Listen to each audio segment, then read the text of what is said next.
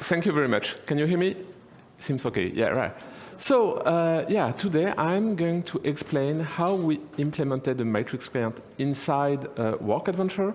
So I'm going to show you, of course, how the client looks, but I'll also give a feedback on what was our experience doing it. So I'm David Négrier. I'm the CTO of WorkAdventure. First of all, what is WorkAdventure? Who amongst you have already heard about WorkAdventure? Okay, yay! More than half of the room, Germany is wonderful. For those who have never tested WorkAdventure, basically it's a platform that enables you to build virtual places that looks like an old 2D video game.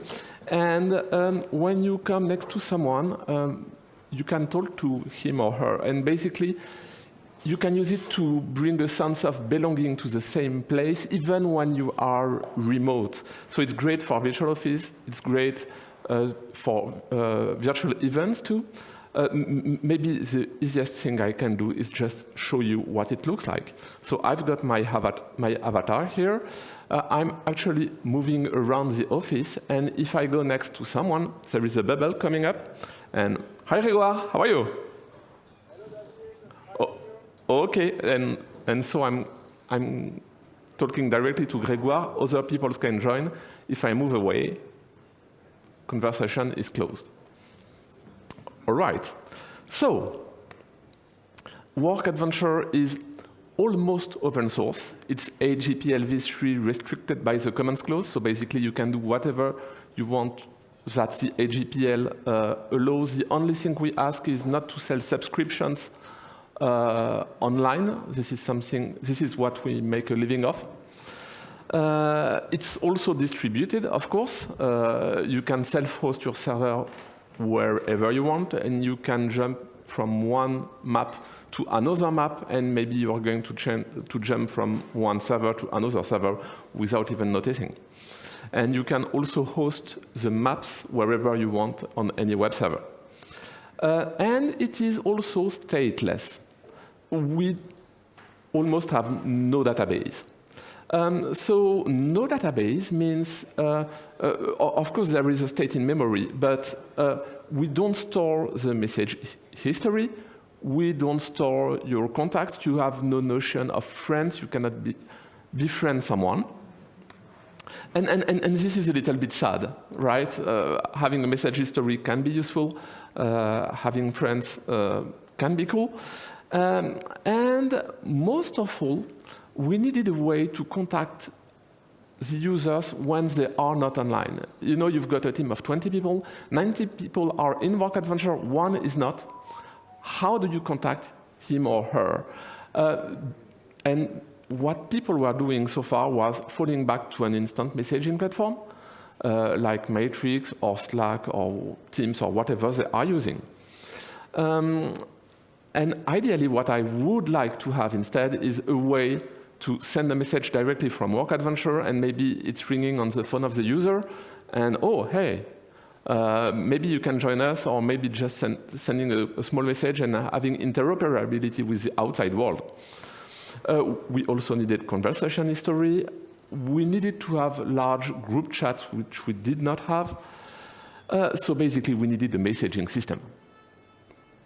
And instead of building our own messaging system, which would seem a bit stupid given the fact there are others out there, we went for the hunt of the perfect messaging system. So the perfect messaging system, in our case, should be open because we are open, and it should also be distributed. If someone is on a WorkAdventure server and someone else is on another WorkAdventure server, I want them to be able to connect. And it should have a large community, all right? So open, distributed, like here actually. It says open, decentralized, distributed, and a large community. So obviously, we went for XMPP. And this is the truth, actually. in like 3 years ago, we actually looked at the solutions around. There was Matrix, there was XMPP, and we chose XMPP for reasons. Basically, we found a blog post I could not find again when I prepared the talk that was saying that basically, yeah, you can use both. One thing that was scaring me a lot with Matrix was the encryption part. Okay, let's go with XMPP. And remember, we did that. My main use case is I want to, from WorkAdventure, to be able to ping someone on his or her phone. And so we did the development. It took a few months. And at the end, we went looking for the perfect XMPP client to install on the phone. You know, a nice client that would be usable with a nice UI, not too technical, that is not asking to go in the settings to put cryptish settings to be able to connect to the server. A client that would look like WhatsApp or what users are used to, a client. And the thing is, actually, we did not find one. I mean, there are many clients out there. Most are not really maintained. And at that point, we were obviously very sad because we've been doing a development that has been useless. But at that point, we discovered Element. And wow, that was instant love. You know, this is what we were looking for. This is what we needed from the start. And it was using the other protocol. So basically, we went on to plan a migration and to use the Matrix protocol instead of XMPP. So now the question is, we are not part of the Matrix community. We don't really know how to do things, so this is our story. The first thing from a developer point of view you want to do is to use an SDK. Very quickly, you understand that a lot is happening on the client with the Matrix protocol, much more with the other protocols. So you absolutely need an SDK. So we look at the SDKs around. There is a JS SDK, the Rust SDK, the React SDK. We very soon understand that the Rust SDK is the new shiny thing that everybody is working on. So yeah, we want to use that. The thing is, well, first of all, GitHub says it's in an alpha state and changing constantly, but most of all, there are no WASM JS bindings for a reason I actually understood yesterday. Thanks, Yvan, for the explanation. So basically, there are no bindings, and they are not coming anytime soon. So the Rust SDK is out of reach. It's for apps, but we are in a web application. We cannot use it. So there are two SDKs left, the React SDK and JS. Matrix is coded with the Svelte framework, so it's not using React. And actually, the React SDK is Element, but I learned that later. So basically, I scratched the React SDK, and we went for the only possible solution, which is the JS SDK. OK, perfect. Then, where are we going to start the development? So we need to find information on how to do it. Here are our valid information sources. You start with the README of the JS SDK, quite obviously. But there is a README. The documentation is kind of thin. So you start looking at the source code. And obviously, when the source code is not enough or you don't understand, you fall back to looking at the specification. If you are using an SDK, it's because you want to abstract the specification, especially all the encoding part. But sometimes you have to fall back to the specification, especially when it comes to login. So you kind of dig deeper into the MSCs. Okay? There are also a lot of information in GitHub issues and pull requests. And finally, one great inspiration is the Matrix React SDK and Cine, which are two clients that are using the JS SDK. Because we are going to develop a client that is also using it. we took a lot of inspiration from them. And there is a final source of information that I think it took us maybe 6 months to find. And it's the community. And it might sound completely stupid, but coming from the outside, the Matrix room are obviously in Matrix, and people working on Matrix are working in Matrix, but we did not realize. and it all happens in the space which is community on matrix.org. So if someone is watching the video someday and wanting to develop a client, this. And people are super helpful here. If some of you helped us, thanks a lot. What I found is lacking is a proper online archive of the messages. There is a lot of knowledge in those rooms that is lost in the timeline of the room. It's not easily searchable, and if there was, a website that was listing all the content of the room searchable on Google, we would have saved a ton of time, and maybe also time of the community by not asking questions that have been asked in the past. I know there has been an archive.matrix.org that has been discontinued, and I understand that the community cannot work on everything at the same time, so really I'm not pointing any fingers, but that would have been awesome. Okay, so first thing first, we want to connect to the Matrix home server. How are we going to deal with that? And the thing is, WorkAdventure is OIDC native, if I would speak in Matrix terms. Basically, we had OIDC support from the beginning. We don't have any specific way of connecting apart from OIDC. In the Matrix world, there has been a specific login system, and there has been a migration to be OIDC native. So we thought, okay, we have those two ways of connecting. We can design a native client that is basically the future of Matrix, and the aware client which uses OIDC the old way. I'm building a new client. I want to use the future. I want to use OIDC native client. Let's go. So how does it work? Well, Synapse doesn't already support OIDC native, so you need to put a compatibility layer on top of it, which is called Matrix Authentication Service. So we tried that. So the Matrix Authentication Service, you put it in front on Synapse, and your Matrix client is connecting to it. The Matrix Authentication Service is redirecting you to your OIDC provider, so Google, Facebook, where you are actually typing your login and your password.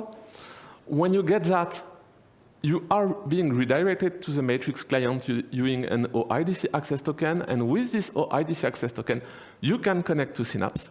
And Synapse does not know out of the box how to use that, but it is actually asking the Matrix Authentication Service if you are the correct user, and after that, you are connected. Cool. But, so we did set up the Matrix Authentication Service, and then we realized that the Matrix JS SDK we are using is actually not supporting it yet. And you don't have any native OIDC support in Element Web. This is something from the React SDK, actually. So yeah, are we OIDC yet? Not completely. We discovered this later. And so the future is not reachable right now for us. So we went the aware client route. And so WorkAdventure is an OIDC aware client for now because of the dependencies. So in an OIDC aware way, how does things happen? You have your browser here, so it's WorkAdventure. In our case, that is connecting to Synapse using the /login route. Synapse answers, OK, you can connect with mlogin SSO. So now you are calling the /redirect room. The redirect endpoint is redirecting you to the third-party OIDC provider, where you type your login and password. Then this is redirected to Synapse, passing an authorization code that is exchanged later for an OIDC access token. So at this point, the Synapse server has an OIDC access token, but the client here does not know how to use that. So Synapse is then sending a login token to the browser, which is exchanged using the /login endpoint again for a matrix access token. And at this point, yeah, success. That's a lot of redirections, but it works. And as I told you, WorkAdventure is also OIDC compliant. And when we have the WorkAdventure server here, our browser here is actually calling a login endpoint, which is redirected to the third-party OIDC provider, which is going to be redirected to WorkAdventure server. They are exchanging keys for an OIDC access token, which is then sent to the browser again. And at this point, we are connected in the browser. Now, we have two login processes, one for WorkAdventure and one for Matrix. And one of my big issues was, I don't want my users to log in twice. I want them to log in only once. So basically, we asked ourselves a lot of questions. Can I share the OIDC access token I'm getting from WorkAdventure and put it somewhere in the process so that maybe Synapse can discover that? But then there is a problem. We don't have the same scopes, so I cannot take an OIDC token from an application and put it in another. It took us maybe 2 or 3 weeks to try to understand how to do it. The answer is completely stupid. You'll see, but it took us a long time. So don't try to share OIDC access tokens. It makes no sense. You want to have one per application. And here is the complete login flow of what is happening in WorkAdventure. So I'm starting again from the browser. I'm starting by contacting the WorkAdventure server. You are redirected to the OIDC provider. It can be Google or Facebook or whatever you want. Here, the user is logging in, so typing login password. After that, there is the exchange of keys. You are logged. Right after, I'm redirecting the user to Synapse. And the Synapse flow is happening. And here we are redirected again to the third-party OIDC provider. But the thing is, the user logged in like 2 seconds ago. So here we have a cookie saying the user is already connected. And if the OIDC provider here is behaving correctly, it will not ask anything. It will be, OK, you are already logged. So it's going to redirect the user directly to Synapse, which is going to exchange the access token stuff and blah, blah, blah, blah, blah. And at the end of the day, we are logged in the browser with an OIDC access token from the WorkAdventure server and with a Matrix access token from Synapse. Problem solved. And it was actually, thank you. It was actually simple, but it took us a really long time to figure out. And I'm sparing you the details where we have also been looking at login with JW2 tokens and stuff. Yeah. Another thing I would like to mention on our route to implementing a Matrix client is implementing encryption. This has been a tough one. So basically, implementing encryption is scary, and I was really scared about it. This is why I originally chose XMPP, actually. And I was right. And even if in the JS client, most of encryption is handled by the SDK or by the server, understanding what is going on and doing the right thing is actually complex. Here are maybe 2 things that were complex for us. One of them is that the Matrix JS SDK only supports 1 user at a time, but it's written absolutely nowhere. And so when someone logs out of the system, you have to delete all and clear all the session. Otherwise, when you try to log in again with another user, you will have an account mismatch with a cryptic message. Hopefully someone in the community helped us understand what was going on, so thank you. Yeah, this was one of the things that was a bit hard, and of course, the other thing that was hard was cross-signing and the SSSS implementation, storage of the signing key in the secret shared storage was really complex. I'm not going to dive into this because I'm sure I'm going to say stupid things. And 1 hour ago, there was a super talk explaining encryption in details from someone that actually knows what he's talking about. What I can tell you about is that basically we did not have any documentation in the SDK. And for this, we try to look for documentation online. And when you want to implement SSSS, you find some documentation, and suddenly you have to do. This section does not list yet how to create keys. How am I going to do? And finally, what we did was we basically looked at the code from others, from the React SDK. When we were stuck with the React SDK, we use Cine. And by reverse engineering the code from the people who know how to do, we managed our way through and managed to implement encryption. One thing that is important is that basically you have a number of new screens to develop, like you need to ask for a passphrase for the user. You need screens explaining how to reset the passphrase when the user forgot it. How to set up the shared secret key and how to retrieve it.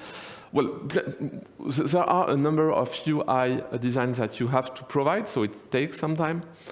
It's not immediately obvious, especially when you come from the outside, what key is used for what. So I know there is an MSC that is supposed to provide a shared language for all those keys. Great idea. And what we did actually, to speed up a little bit the process, we used ChatGPT. And for most of the screens provided by the React SDK, we converted them to Svelte using ChatGPT. It worked like, yeah, it did maybe 70% of the job, so it allowed us to speed up a lot. So that was cool. Encryption is hard. Don't get me wrong. We still have a lot to do. Emoji, the new QR code login, which looks awesome.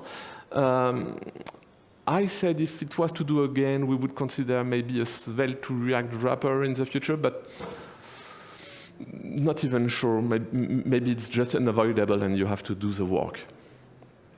So let me show you what it looks like.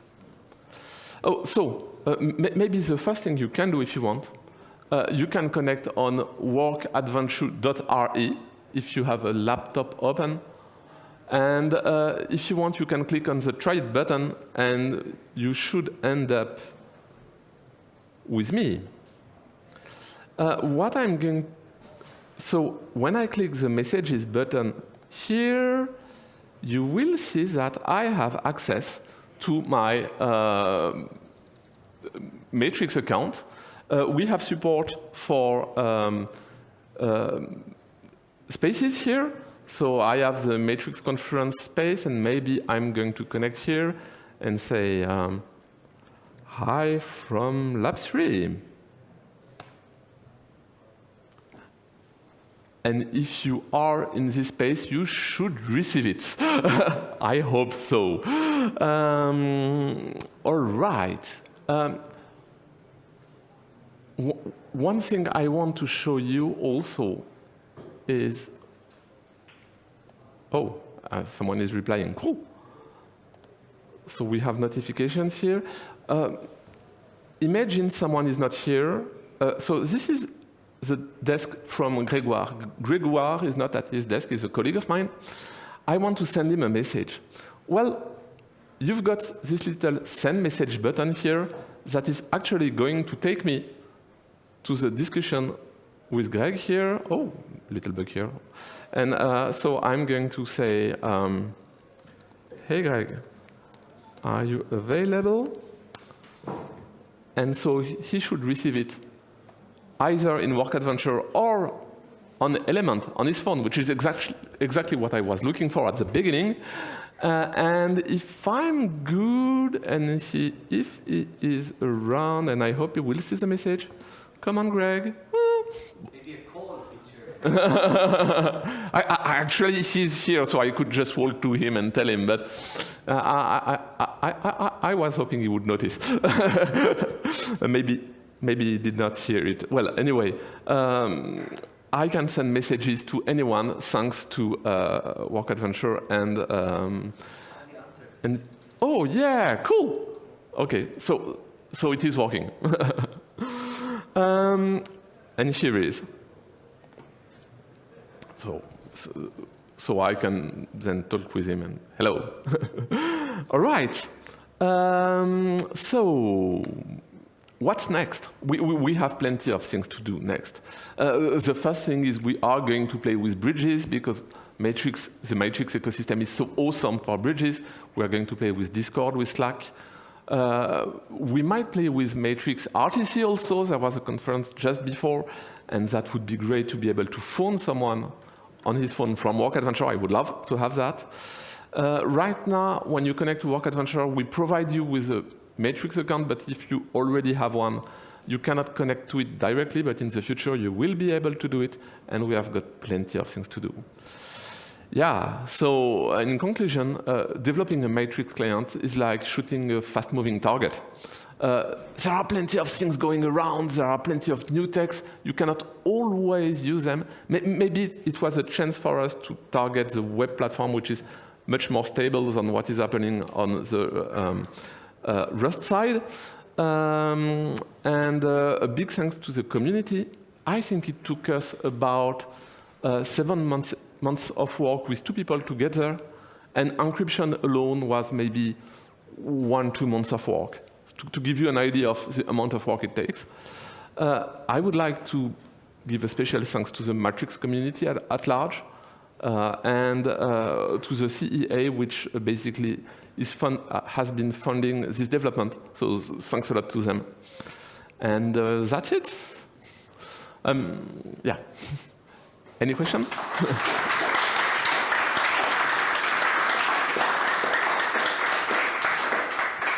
Thank you so much, David. We maybe have time for 1 quick or 2 quick questions. Anyone has any question? Everybody's eager. Oh, yeah, cool.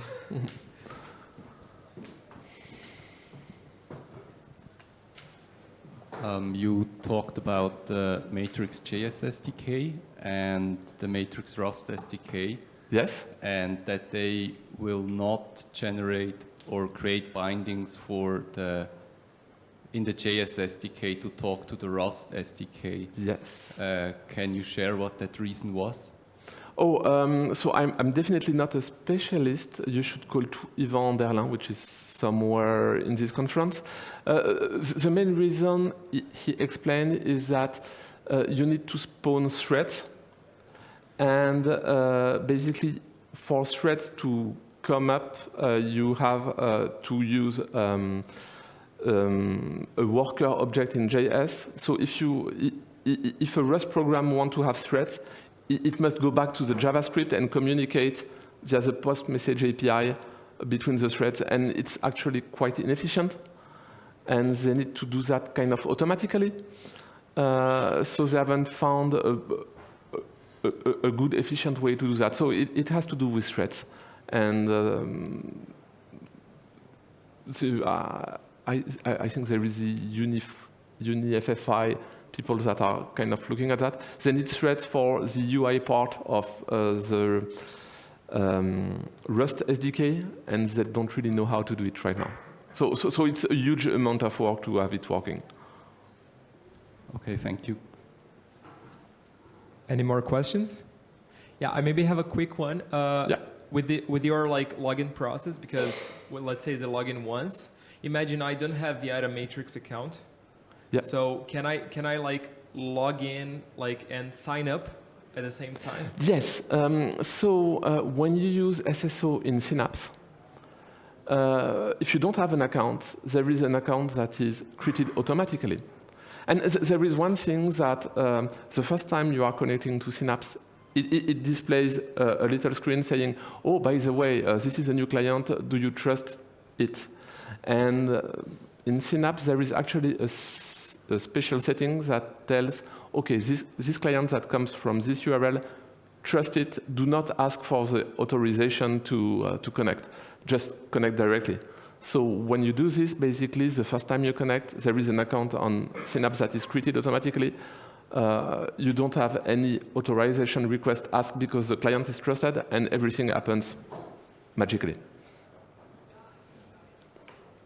Thank you so much once again. Thanks very much.